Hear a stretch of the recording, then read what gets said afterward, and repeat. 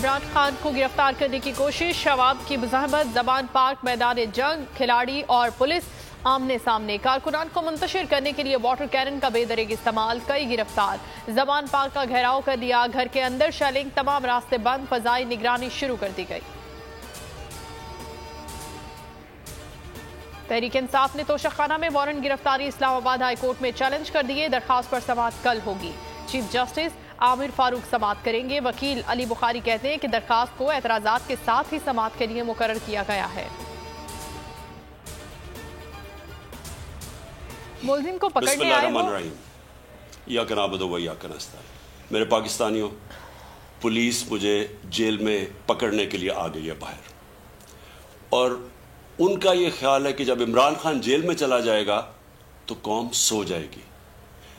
आपने इनको गलत साबित करना है। आपने ये साबित करना है कि जिंदा कौम है।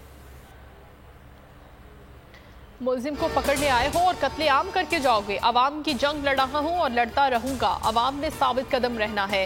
इमरान खान के बगैर जिद्दोजहद जारी रहेगी। आपने हिम्मत नहीं हारनी। चेयरमैन तहरीक इंसाफ इमरान खान का पैगाम। पीटीआई ने मुल्क भर में एहतजाज की कॉल दे दी। कराची, पिशावर समेत कई शहरों में एहतजाज। शहर कायद की अहम सड़कें बंद। खुयूमाबाद, हैदरी, स्टार गेट, कोरंगी और किमाड़ी पर कारकुनों का एहतजाज।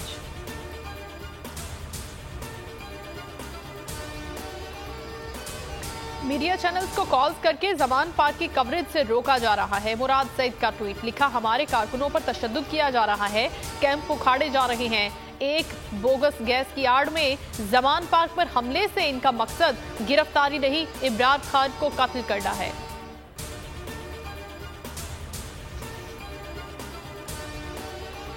इमरान खान को 16 मार्च तक गिरफ्तार न किया जाए। खातून जज धमकी केस में सेशन अदालत का हुक्म, वारंट गिरफ्तारी मुअत्तल। वकील ने कहा कि असल मसला सिक्योरिटी का है। निगरान हुकूमत ने इमरान खान की सिक्योरिटी वापस ले ली। अदालत का सिक्योरिटी से मुतालिक दस्तावेजात पेश करने का हुक्म।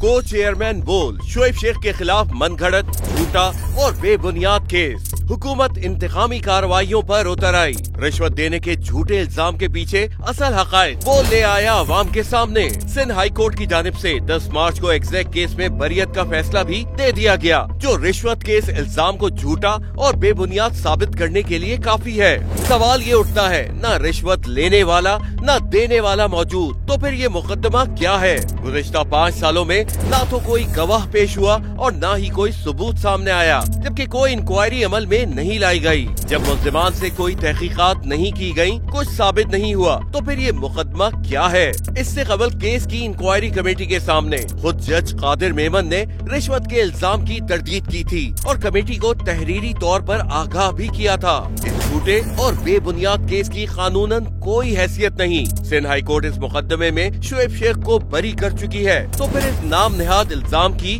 कानूनी हैसियत क्या है? बोल इंसाफ का मुंतजिर है।